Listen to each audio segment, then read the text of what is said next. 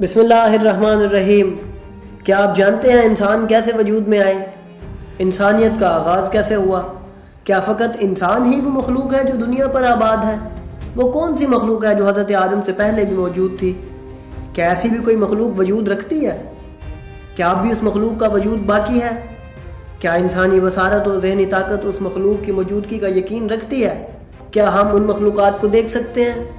تو ناظرین، آئیے انہی سوالات کے دلائلی اور تفصیلی جوابات تلاش کرتے ہیں۔ یہ اس وقت کی بات ہے جب اس دنیا پر ایک ایسی مخلوق آباد تھی جس کا سر تو انسانوں جیسا تھا مگر ان کا دھڑ گھوڑے کی طرح تھا۔ یہ اسی طرح ہماری زمین پر چلتے اور روزمرہ کے کام کرتے تھے جس طرح ہم کرتے ہیں۔ ان کی زندگی بھی اسی طرح گزرتی تھی جس طرح ہماری گزرتی ہے۔ یہ مخلوق نسناس تھی جو انسانوں سے قبل اس دنیا پر آباد تھی۔ ان کے ساتھ اس وقت جنات بھی زمین پر رہتے تھے اور ان کی بھی زندگی انہی کے ساتھ گزرا کرتی تھی۔ یہ دونوں مخلوقات آپس میں لڑتے جھگڑتے، قتل و غارت کرتے اور فساد برپا کرتے تھے۔ ان سب کو دیکھ کر فرشتے اللہ کی بارگاہ میں ہر روز عرض کرتے کہ ان کو نیست و نابود کر اور زمین کو ان سے پاک کر، مگر اللہ کی رحمت ہمیشہ ان کے شامل حال رہتی۔ مگر جب ان کا فساد حد سے بڑھ گیا تو اللہ نے فرشتوں کو حکم دیا کہ وہ عذاب لے کر ان کی طرف جائیں اور ان میں سے نسناس کو اس دنیا سے ختم کر دیں اور جنات کو زمین کے نشیب میں محدود کر دیں، جس کے بعد وہ کھل کر کبھی بھی فساد نہ مچا سکے۔ لہذا فرشتے ان پر اللہ کا عذاب لے کر نازل ہوئے اور ان کو نیست و نابود کر دیا۔ یہ وہی وقت تھا جو نسناس کے لیے قیامت تھا کہ ان کو پوری طرح سے ختم کر دیا گیا، مگر جنات کو اس زمین میں ہی رہنے دیا اور دنیا کے نشیب میں محدود کر دیا۔ اب وہ اپنی زندگی کھل کر نہیں جی سکتے تھے، ان کو پابندیوں میں جکڑ دیا گیا۔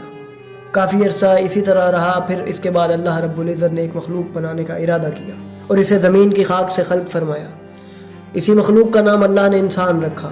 ناظرین، جب امام محمد باقر علیہ السلام سے پوچھا گیا کہ انسان کو انسان کیوں کہا جاتا ہے تو فرمایا کہ اس لیے کہ اس میں انسیت یعنی محبت پائی جاتی ہے۔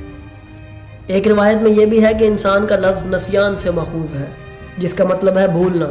چونکہ انسان کی فطرت میں بھولنا رکھا ہے اس لیے اسے انسان کہا جاتا ہے۔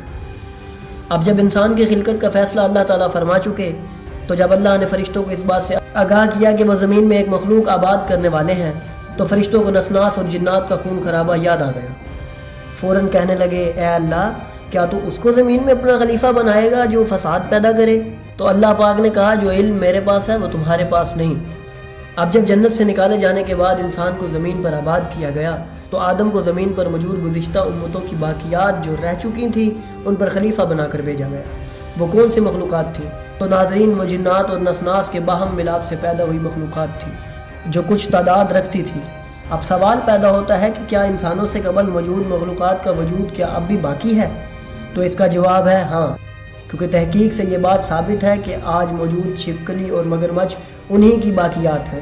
تو ناظرین، آدم علیہ السلام نے اس دنیا کو آباد کرنا شروع کیا اور پہلا انسانی معاشرہ قائم کیا۔ انسان کی اس آبادی سے اس دنیا کا رنگ ہی بدل گیا۔